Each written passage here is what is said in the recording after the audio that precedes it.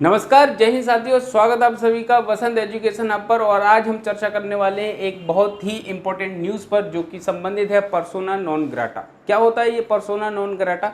जैसे कि आप देख ही पा रहे हैं, हिंदी में लिखा हुआ है अवांछित व्यक्ति को घोषित करना। ये कौन अवांछित व्यक्ति हो सकता है और इसको कौन घोषित करता है? तो भारत सरकार ने अभी हाल ही में पाकिस्तान के दूतावास में काम करने वाले एक व्यक्ति को पर्सोना नॉन ग्राटा घोषित कर दिया है और 24 घंटे के अंदर उसे भारत छोड़कर जाने की आज्ञा दी है, अनुमति दी है कि आप यहाँ से जाइए। ठीक।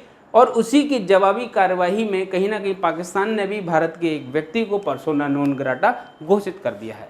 तो ये सब मामला क्या है? कहीं ना कहीं ये कूटनीतिक मुद्दे हैं।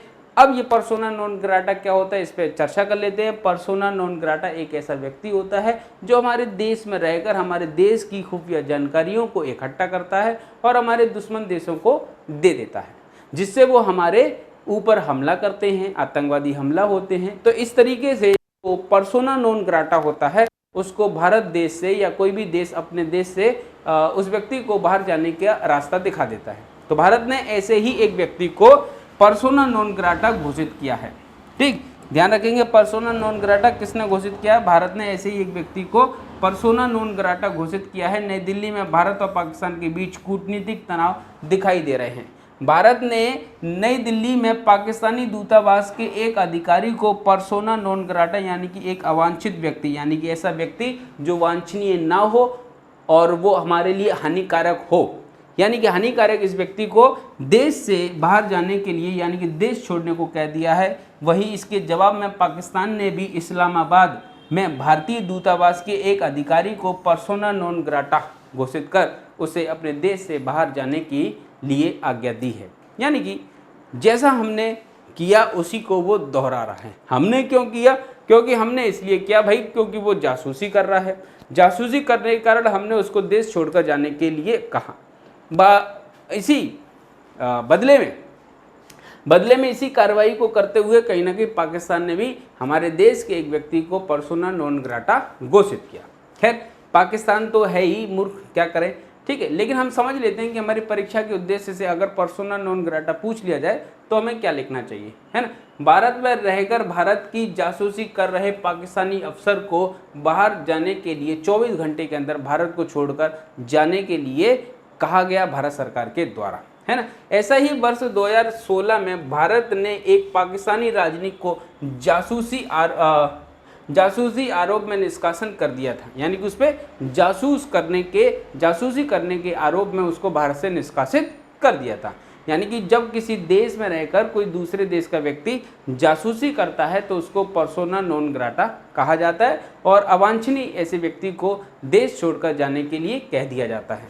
इसी तरह से वर्ष 2009 में भी वेनेजुएला और इजराइल ने एक दूसरे के राजनयिकों को गाजा हमले के बाद निकाल दिया था। यानी गाजा हमला जो हुआ था तो इसी के बाद वेनेजुएला और इजराइल ने एक दूसरे के अधिकारियों को पर्सोना नॉन ग्राटा कहकर अपने देश से निकाल दिया था।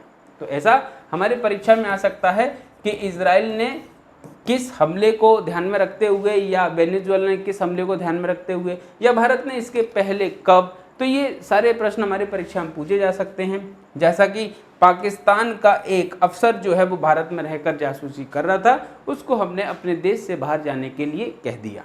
ठीक, बदले में पाकिस्तान ने ट्विटर, जिसे वर्तमान में एक्स कहते हैं, उस पर एक ट्वीट करते हुए कहा, एक पोस्ट डालते हुए लिखा, इस्लामाबाद में स्थित भारतीय उच्चायोग के एक कर्मचारी को अवांछनीय व्यक्ति घोषित किया गया है। उसे 24 घंटे के भीतर पाकिस्तान छोड़ने का निर्देश दिया गया है। इस फैसले की जानकारी देने के लिए भारतीय प्रभारी डी अफेयर को पाकिस्तान के विदेश मंत्रालय में बुलाया गया था।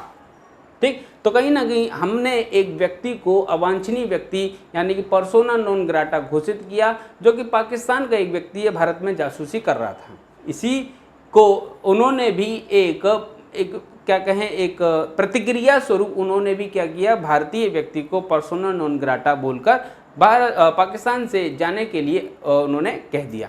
तो हमें कोई शौक भी नहीं, हम तो निकल भी आएंगे, लेकिन अगर वो यहाँ से नहीं गए तो उनको निकाल दिया जाएगा। ये बात भी वो ध्यान रखें।